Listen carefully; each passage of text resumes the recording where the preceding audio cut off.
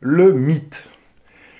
Il y a une logique qui voudrait que tout ce qui touche à la moto, qui est un objet ordinaire, commun, un outil technique, hein, on voudrait, ou la logique voudrait que tout ce qui renvoie à la moto soit de l'ordre non pas du mythe, mais de ce qu'on, par opposition, ce que les Grecs appelaient le logos, c'est-à-dire le savoir, l'être rationalisé des choses, la nature, disons, palpable, ordinaire, du réel. Bon, la moto étant un objet réel. Le mythe, normalement, doit être réservé soit aux grands récits, aux grandes légendes, à tout ce qui touche à l'imaginaire, à tout ce qui touche aussi la représentation de la construction du monde, bon, la théogonie, le sacré, etc. Or, le monde de la moto, la culture motocycliste, l'univers même dans lequel s'ébrouent les praticiens de la moto, est un univers, un ensemble, on peut dire, qui ne fait jamais l'économie du mythe.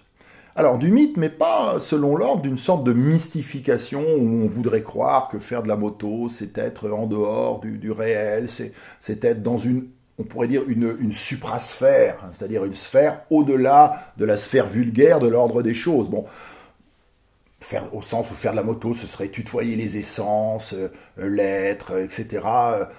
Arriver à se propulser à partir de quelque chose de très matériel, qui est bon, le fait de conduire une moto, voilà, sur une route, hein, avec les chaos, les vibrations, le vent, le bruit, la pluie, l'obligation de prendre de l'essence, tout ça nous mettant en contact avec l'idéalisme proprement parlé. Eh bien, pourtant, c'est ce qui se passe. C'est très exactement ce qui se passe. On ne peut pas dissocier la pratique motocycliste on pourrait dire, d'une certaine aspiration vers le mythe, vers les mythes. Alors, qu'est-ce que c'est que le mythe de la moto ? De quoi s'agit-il exactement ?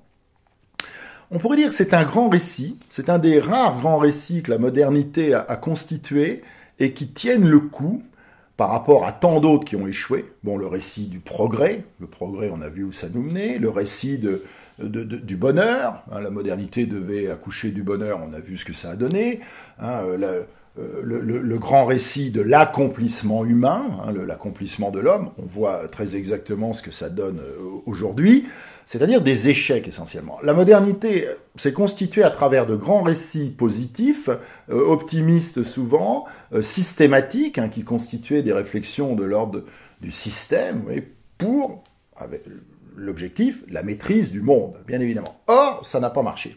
Un de ces grands récits de la modernité est celui des engins à moteur. Les engins à moteur, l'importance du moteur, hein, quelque chose de fondamental dans la culture moderne, et des moteurs qui ont permis à l'homme, en quelque sorte, de modifier le champ de sa vie.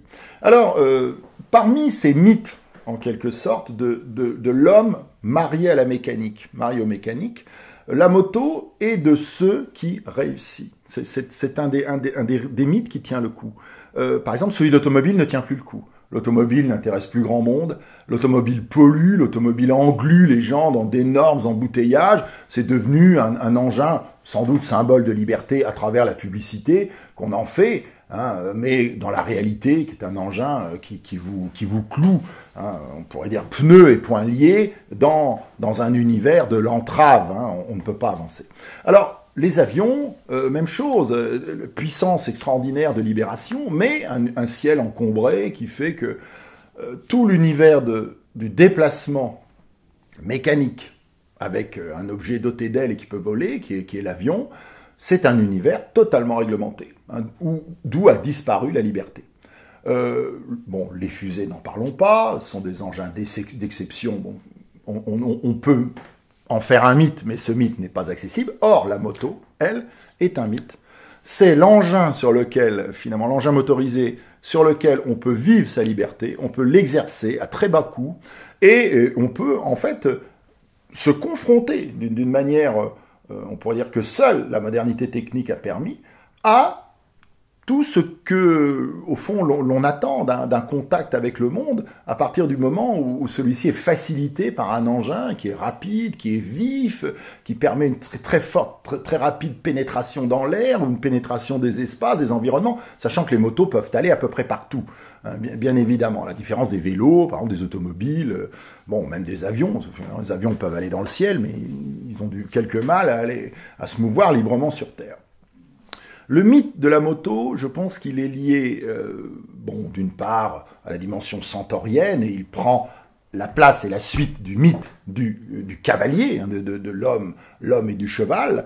Bon, la puissance que donne le cheval à l'homme, puissance de déplacement, puissance d'apparence, puissance militaire, mais également, ce mythe est construit et nourri et enrichi, il forcit justement du fait qu'il est l'unique mythe, on pourrait dire, de l'homme mécanisé, de l'homme machine, dans la tradition de la métrie, qui ne débouche pas sur une impasse. Soit une impasse technique, on ne peut pas se servir de cette machine sans cesse, soit une impasse écologique, hein, c'est-à-dire, bah voilà, on se retrouve englué dans le paysage, on pollue, etc. Hein, soit même une impasse mentale, le fait de ne même plus pouvoir se représenter soi-même sur cette machine. La moto laisse l'imagination libre et la pratique qu'elle permet, justement, est une pratique qui convie à aller toujours nourrir ce mythe de l'homme mécanisé, comme homme, comme individu, comme sujet de liberté.